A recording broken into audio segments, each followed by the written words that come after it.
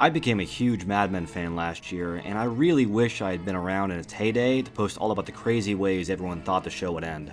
Megan Draper will be murdered by the Manson family. Don Draper is actually the infamous hijacker D.B. Cooper. One of the characters will kill himself in the final episode by jumping from a building. It will shock you how much it never happened.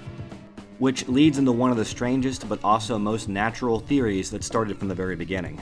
Don Draper will die on 9/11. I'm living like there's no tomorrow, because there isn't one. This theory seems far-fetched as the show takes place in the 1960s, but from the first minute it aired, the thoughts of some went to 9/11. Mad Men is the story of Don Draper, a brilliant advertising executive who often has too much to drink and more often than that cheats on his beautiful wife. That's putting the show simply. You should watch it if you haven't. It's one of the best TV shows of all time. The opening credits show the silhouette of a man in his office and then falling stylistically out the window. Had the show premiered in 2002, this would have not been the opening. Movies and shows that had anything that might remind a viewer of September 11th were already being edited.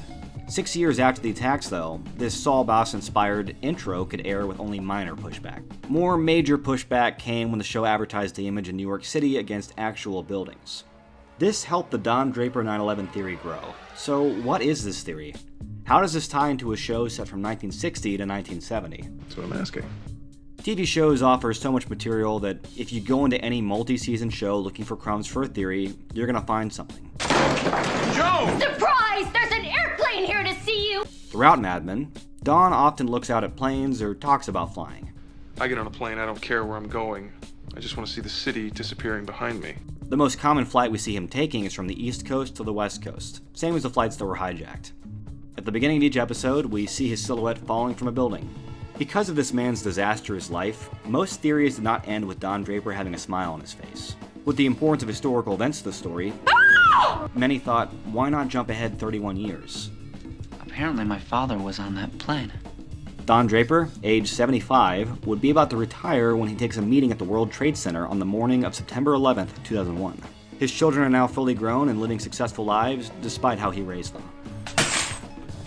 With whatever happens next, Don makes his peace with death and jumps from the burning tower. People really just believe this because it was the first thing they thought of when they saw a silhouette of a man falling.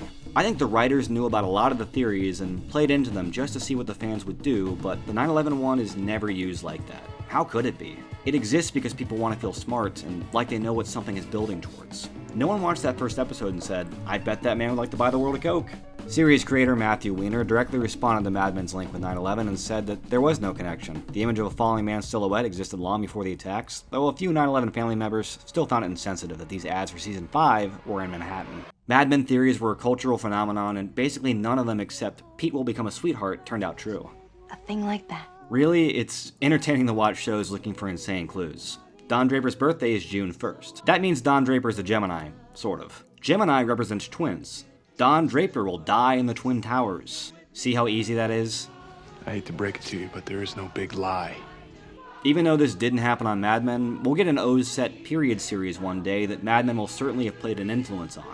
Thanks for watching. I haven't made a video for American September in over a year, but it has really grown during that time, and I've had a lot of interaction with the online archive of 9/11 memories. I'll be making videos again, I can't promise how frequently, but the feedback I've gotten, especially from teachers who use American September to help educate on the attacks, means the world. Thanks again for the support.